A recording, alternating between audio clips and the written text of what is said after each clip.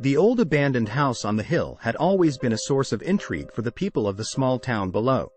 With its cracked and peeling paint, broken windows and overgrown yard, it was a dark and foreboding presence that loomed over the community. But one night, a group of teenagers decided to venture up the hill to explore the old house for themselves. They had heard rumors of strange occurrences happening there, and they were determined to find out the truth.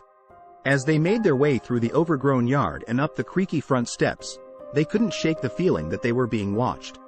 The door was unlocked, and they cautiously entered the dimly lit foyer. The air was thick with the musty scent of neglect, and the floorboards creaked beneath their feet. The group made their way through the empty living room, and as they entered the kitchen, they heard a faint whispering sound coming from the darkness. They paused, listening intently, but the whispering stopped. They shrugged it off as their imagination playing tricks on them and continued their exploration. As they made their way up the stairs, they noticed that the walls were covered in strange, cryptic symbols that glowed faintly in the dim light. The symbols seemed to pulse with an otherworldly energy that sent shivers down their spines. The group entered one of the bedrooms, and as they looked out the window, they saw a figure standing in the yard below. It was tall and dark, and seemed to be watching them with glowing red eyes. The group panicked, and tried to make their way back down the stairs. But as they descended, they found that the stairway had vanished. In its place was a long, dark hallway that seemed to stretch on forever. They were trapped. The group huddled together in fear as they heard the whispering sounds growing louder and more urgent. They saw shadows moving along the walls, and heard the sound of something breathing in the darkness. As they made their way down the hallway, they saw a room at the end of the hall that was bathed in a soft, blue light.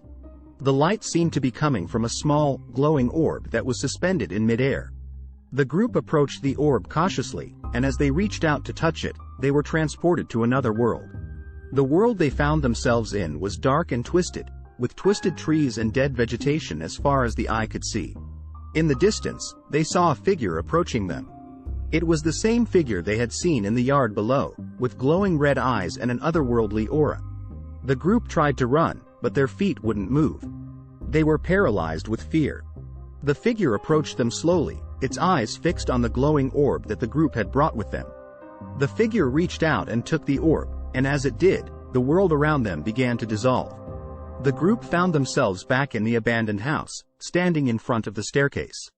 The symbols on the walls had vanished, and the whispering sounds had stopped. As they made their way down the stairs and out of the house, they couldn't shake the feeling that they had narrowly escaped a fate worse than death. They never spoke of what they had seen that night, and they never returned to the abandoned house on the hill. But deep down, they knew that something evil still lurked there, waiting to claim its next victim.